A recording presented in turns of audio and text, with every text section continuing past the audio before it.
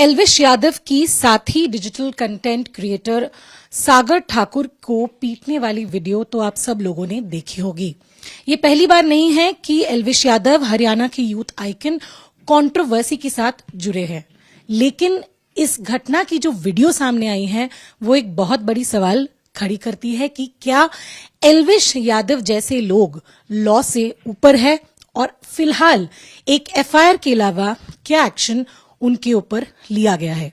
इस पूरे विषय में बात करने से हमारे साथ जुड़ रहे हैं सागर ठाकुर, खुद जो कंप्लेनेंट है, विक्टिम है, जिसको आपने वीडियो में देखा कैसे एल्विश यादव उनके साथियों के साथ इनके ऊपर टूट पड़े। सागर, घटना का अगर थोड़ा आप डिस्क्रिप्शन करें, क्या क्या हुआ आपके साथ? मतलब मैं पूरा बताऊं किस रीजन के कारण हुआ ये। तो बात है बिग बॉस टाइम की। अभिषेक मल्हान और एल्विश यादव दोनों बिग बॉस में थे। शुरू में तो मैं दोनों को सपोर्ट कर रहा था। फिर क्या हुआ कि मैं अभिषेक मल्हान के थोड़ा ज्यादा वो था, मेरा झुकाव थोड़ा ज्यादा था उसके तरफ। तो उसके कारण क्या हुआ, हेट आने लग गया एल्विश के जो फैंडम है उसकी तरफ से। अब जब ये हेट आना शुरू हुआ तो फिर क्या हुआ, मेरी फोटो एडिट करके कुछ से कुछ लिखते थे, और ये नॉर्मल फैन पेजेस नहीं लिखते थे, वो लिखते थे जो एल्विश को फॉलो करते, जो जिसको एल्विश फॉलो करता है। सालों से आप लोगों की, आप कह सकते हो, एक तू मैं हम कह सकते हैं। एल्विश के साथ मेरी तू मैं थी नहीं। एल्विश को मैंने बस अभी रिसेंटली हल्का सा ट्रोल किया। इससे पहले मैंने एल्विश को ट्रोल किया ही नहीं। हमेशा मैं उसके फैंस को बोलता था गवार। एल्विश को मैंने आज तक कभी कुछ नहीं बोला था, सिवाय ये रिसेंट को छोड़ के। रिसेंट में भी वो सॉफ्ट ट्रोलिंग है, इसको हम वो नहीं कहते कि बहुत मैं हार्श गया। मैंने नॉर्मल उसी के शब्द में उसी की फोटो लगा दी, क्योंकि मुनावर के साथ जो मैंने मुनावर का सिर्फ नाम लिया था कि मुनावर के जीतने की जो प्रोबेबिलिटी है 75% है।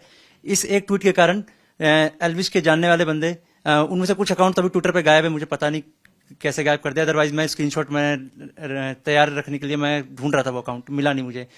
तो एल्विश जिनको फॉलो करता है वो अकाउंट मेरे को मेरी फोटो एडिट कर रहे हैं, मेरे को जिहादी बोल रहे हैं, टेररिस्ट बोल रहे हैं, एंटी हिंदी बोल रहे हैं, उस जिहादी को अपना बाप बना ले, मतलब ऐसे ऐसे शब्दों का इस्तेमाल किया। तो जो आपने ये ट्वीट किया उसके बाद हमने कुछ ट्वीट्स आपके सोशल मीडिया अकाउंट पे देखे जहां पे एल्विश यादव से ये रिस्पॉन्स आ गया कि याद दिलाना चाहिए कि तू दिल्ली में रहता है, कुछ ऐसा कहा गया आपको? ये अभी रिसेंटली कहा। देखो एल्विश क्या है कि ट्विटर पे उसने इससे पहले भी रिप्लाई किया था। जब मैंने एल्विश को मैंने पर्सनली मैसेज किया उसको कि एल्विश भाई, आपके जान पहचान वाले बंदे मेरे को हेट फैला रहे हैं। वो भी छोटे मोटे पेज नहीं थे, वो बहुत बड़े बड़े पेज थे। वो स्पेस बनाते थे, उस स्पेस में हजारों लोग होते थे, सबके फॉलोवर 26,000, ऐसे मतलब बड़े बड़े अकाउंट, छोटे मोटे अकाउंट नहीं। अब वो तरीके से एल्विश की आर्मी आपको बहुत दिनों से डरा, बहुत मतलब वो कर रही थी। तो मैंने एल्विश को पहले पर्सनली मैसेज किया, उसका स्क्रीन रिकॉर्डिंग है मेरे पास चैट का। एल्विश वॉइस में मेरे को भेजता है कि देखो भाई मैं अभी बिजी हूं, तो ये अपना खुद देख लो। उसके बाद ये हेट कम होता नहीं है, तो अंत में जाके मैं थोड़ा सा ये होता हूँ कि अब एक बार तो रिस्पॉन्ड करना बनता है जब इतना हेट मिल रहा है। तो मैं एल्विश को टैग करके बोलता हूँ, एल्विश भाई किन गवारों को फॉलो करके रखा है। तो उसके बाद एल्विश भाई रिप्लाई करते हैं, तुम्हें अनफॉलो कर दूं, फिर ये रिप्लाई करते हैं, और फिर मैं लिख देता हूँ कर दो भाई। और उसके बाद होता क्या है कि मेरे खिलाफ ट्रेंड चलते हैं, ये माँ की गाली के साथ रेप थ्रेट्स, ये पूरा उसके जो नॉन बंदे हैं वो ट्रेंड चला रहे होते हैं। कब की घटना है ये मेरे को ठीक से याद नहीं, डेट देखनी पड़ेगी। मतलब इसको कवर किया है एक बंदे ने यूट्यूब पे। चलिए, पुरानी घटना है। हाल की बात करें तो अभी जो आपने ट्रोल किया मुनव्वर फारूकी से जुड़े हुए इंसिडेंट, उसके बाद एल्विश का ये रिप्लाई आता है कि याद दिलाना चाहिए कि तू दिल्ली में रहता है। उसके बाद क्या? उसके बाद तो मैंने उसको यही बोला कि हाँ भाई दिल्ली, थैंक्स भाई याद दिलाने के लिए।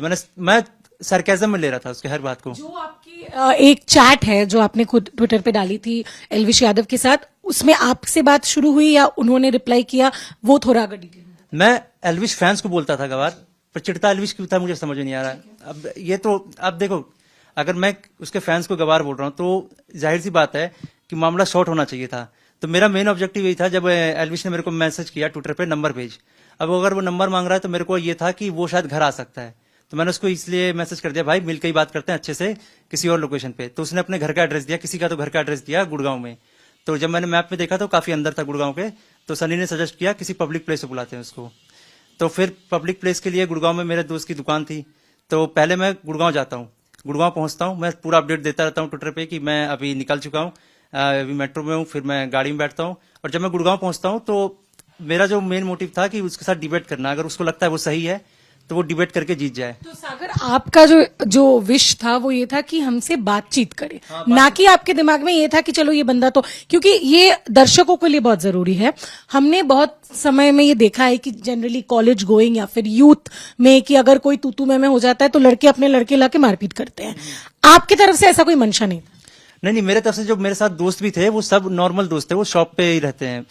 तो मेरा बस यही था कि वो पब्लिक प्लेस था, तो मुझे ये लगा कि एल्विश पब्लिक प्लेस पे तो कुछ ऐसा करेगा नहीं। अगर मेरे को हल्का सा भी डाउट है तो पब्लिक प्लेस पे वो सिर्फ डिबेट करेगा, क्योंकि उसको अपनी इमेज प्यारी तो होगी, तो वो नॉर्मल डिबेट करेगा। ऑब्वियसली बात है, अगर उसके बातों में दम होता, अगर उसको लगता है वो सही है, वो डिबेट करके जीत जाता। तो मेरा वही था, मैंने सोफा वोफा भी लगा रखा था कि आओ भाई बात करो। और लकीली जो दुकान का सीसीटीवी कैमरा था जनरली ऊपर होता है, तो वो वहां पर टेबल पर रखे हुए थे। ये चीज उनको शायद पता नहीं थी, इसलिए वो थोड़े से कॉन्फिडेंस के साथ जब उसने मार दिया, पूरा ये धमकी उमकी दे दी जान से मारने की, वो वापस जाके लिखता है वर्क डन, अपने स्टोरी पे डालता है। उसको शायद आइडिया नहीं होगा कि दुकान में सीसीटीवी कैमरा टेबल पर रखा हुआ है, तो उसको आइडिया नहीं था कैमरे का, इतना तो मुझे पता लग रहा है। क्योंकि कैमरा का आइडिया नहीं, लेकिन जो घटना आपके साथ हुई, मारा गया, कितने लोग लेके आए थे एल्विश? देखो जितना मेरे को दिखा 8 तो मेरे को लग रहा है, 8 तो थे, क्योंकि जिसमें से एल्विश के साथ 2 से 3 बंदे तो मेरे को पकड़ के रखे थे। जैसे ही मैंने एल्विश का गर्दन पकड़ ली, क्योंकि इसने मारा, तो मैंने सेल्फ डिफेंस के लिए उसको ऐसे करके पकड़ लिया गर्दन से। और जैसे ही मैंने उसको पकड़ा तो उसका शायद एक दोस्त अर्चित, अभी मैंने चेहरा नोटिस किया उसका, इससे पहले मैंने नोटिस नहीं किया था, वो था। और एक अननोन फेस था, वो मुझे पता नहीं। तो उन्होंने मेरे को पूरा अपने बॉडी वेट से दबा लिया था कि मैं उठ ना पाऊं। और एल्विश मेरे घुटनों से मेरे नाक पे मार रहा है, पेट पे मार रहा है, और वो पूरा कोशिश कर रहा है कि मेरे को मारे।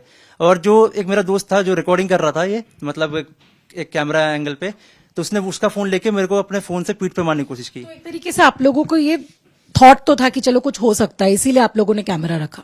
नहीं, हम देखो वो यूट्यूबर है, अब वो आएगा तो वो भी कैमरा ऑन रखेगा, तो जाहिर सी बात है मैं भी कैमरा ऑन रखूं, ताकि सिर्फ उसके पास क्लिप ना रहे, क्योंकि वो एडिट में अपना छुपा सकता है कुछ भी।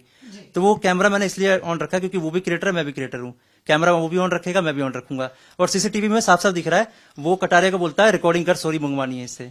तो वो कटारिया सीसीटीवी में दिख रहा है कैमरा ऑन करके सॉरी बुलवाने के लिए वो कोशिश पूरी करता है। 3 बार मेरे को बोलता है सॉरी बोलने के लिए, मैं उसको बोलता नहीं हूँ। तो वो भी आया था वीडियो बनाने के इरादे से ही। हरियाणा पुलिस में जब आपने कंप्लेन की, क्या आपका एक्सपीरियंस रहा? देखो टू बी ऑनेस्ट, जब हम गए तो पहले तो पुलिस वालों ने काफी लाइटली लिया इसको, मतलब ऐसे होता ना कि अरे क्या है ये वो ऐसे ऐसे करके बोला। उसके बाद जब उनको आइडिया लगा कि केस थोड़ा बड़ा है, किस मतलब कौन ये बोल रहे थे? अधिकारी? ये एसएचओ थे। मैं अकेला नहीं गया था, तो मेरे पास गवाह है कि किस तरीके से हुआ। अब एफआईआर जब कर दी तो हमने कहा कि हमें अटेम्प्ट टू मर्डर करना है, क्योंकि उसने एज ए मोबाइल को भी हथियार की तरह इस्तेमाल किया ही है। उसके बाद वो बंदे भी लेके आया है। अब अकेला बंदा होता तो एक पल के लिए चलो वो होता कि लड़ाई है, उसके साथ 2-3 बंदे आए हैं, ऊपर से वो हमला कर रहा है स्पाइन पे, मुंह पे, तो वो अटेम्प्ट टू मर्डर ही हुआ। और जब एफआईआर लिखवाने गए, एप्लीकेशन पूरा लिख दिया, तो उन्होंने कहा कि हो जाएगा। एसएचओ वहां से निकल गए। जब वहां से निकल गए, उन्होंने अपने किसी इंस्पेक्टर को कॉल किया कि बात कराओ सागर से। जो तब मैंने बात की तो वो कह रहे हैं सुनो इसको ना अभी ज्यादा पब्लिकली मत करना, हमने इसको गुप्त तरीके से करते हैं सब कुछ। तो जैसे ही उन्होंने ये बोला, मेरे को थोड़ा सस्पिशियस लगा ये कि ये गुप्त तरीके से क्या बोलने की बात कर।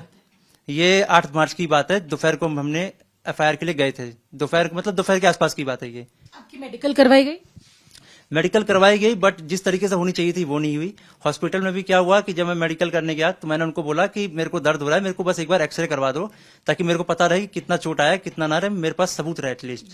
और जब मैंने ये बोला, उन्होंने फिर भी नहीं किया, मेरे बोलने के बावजूद भी नहीं किया। सिर्फ बाहर से लिख दिया कि ये यहाँ दर्द है, मतलब सिर्फ उन्होंने रिटर्न में लिख दिया। कोई एक्सरे नहीं करवाया, ऊपर से बोला कि आपको एडमिट होना पड़ेगा तभी कराएंगे। मतलब ये कोई सेंस है इस चीज का? आप एक्सरे करने के लिए किसी को एडमिट करोगे? क्या आपको लगता है कि हरियाणा की पुलिस या एडमिनिस्ट्रेशन एक तरीके से एल्विश यादव को प्रोटेक्ट कर रही है? हाँ, डेफिनेटली कर रही है। एल्विश ने मेरे को साफ साफ बोला था जो करना कर ले, एफआईआर कर ले, जो होगा देखा जाएगा। मतलब उसने मेरे को साफ साफ धमकी दी थी इस तरीके की। मार के जाने के बाद मतलब वो होता ना, जितना केस करना कर ले। क्यों आपने बोला था कि आप केस करोगे? मैंने बोला नहीं था, वो अपने आप बोलता था ये चीजें। मतलब उसको ऐसा लगता है कि उसका कोई कुछ बिगाड़ नहीं सकता, वो कॉन्फिडेंट है। उसका वो कॉन्फिडेंस किसके कारण आ रहा है, क्यों आ रहा है, मुझे नहीं पता, पर उसका जो कॉन्फिडेंस लेवल है वो ये है कि वो किसी को भी मार के जाएगा, उसका कोई कुछ नहीं बिगाड़ पाएगा। वो दिख रहा है साफ साफ। और पुलिस वालों ने जिस तरीके की हरकत की है उससे पता लग गया कि उसके अंदर ये कॉन्फिडेंस क्यों है। क्योंकि इन द एंड मुझे लगता है कि ये जो भी है पुलिस थाना, इनका भी कुछ ना कुछ तो हुआ होगा बातचीत। सागर, एक सवाल जो कई लोगों के दिमाग में होगी, आप एक डिजिटल क्रिएटर हैं, एल्विश भी एक डिजिटल क्रिएटर है। कई लोग ऐसे सोचते होंगे कि ऐसे इंसिडेंट्स इसलिए होती है या फिर ऐसे रची जाती है ताकि व्यूअरशिप आ जाए, फॉलोअर्स बढ़ जाए।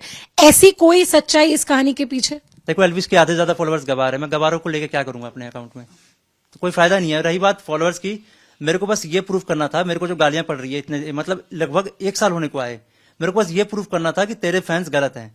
मेरे को बस ये प्रूफ करना था। मैं अपने सारे काउंटर्स रेडी रख के गया था कि अगर ये ऐसा बोलेगा तो मेरे पास ये काउंटर रहेगा, जवाब रहेगा। मेरे पास सारे जवाब थे उसके कि वहां पे उसके फैंस गलत है। ऊपर से मैं उसके फैंस को बोल रहा था, मैंने एल्विश को गवार मैंने आज तक नहीं बोला, फिर भी वो चिढ़ रहा। तरीके से आप सोशल मीडिया हरासमेंट की भी शिकार हुए हैं 1 साल से। हाँ, काइंड ऑफ लाइक मेरे को मतलब थोड़ा सा इसके चक्कर में होता ना डिस्ट्रेस फीलिंग की ये क्या हो रहा है, इतनी गालियां पड़ रही है। ऊपर से फोटो एडिट करते थे, उल्टी सीधी फोटो एडिट करते थे। तो एल्विश की आर्मी का यही काम है। एल्विश आर्मी और उसके कुछ जानने पहचान वाले बंदे, सबको पता है इसके तो स्पेस के आपको रिकॉर्डिंग से मिल जाएगी। बिग बॉस टाइम पे इसके बंदे अभिषेक मल्हान की बहन के ऊपर वो गालियों वाले पोस्ट स्पैम करवा रहे थे। ये भी होगा ट्विटर की स्पेस पे। ये बात पुरानी हो गई, इसलिए मेरे को निकालने में बहुत टाइम लग गया। मतलब निकाला नहीं मैंने, अभी ढूंढने की। सागर, अभी आपके साथ जो हुआ, आपने कंप्लेन की, ठोस कोई एक्शन फिलहाल हमें नहीं देखने को मिला एल्विश के खिलाफ।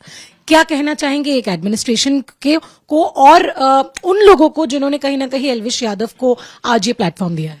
देखो, इतना तो दिख गया कि जब एफआईआर हमने कुछ बोला, उन्होंने लिख कुछ दिया।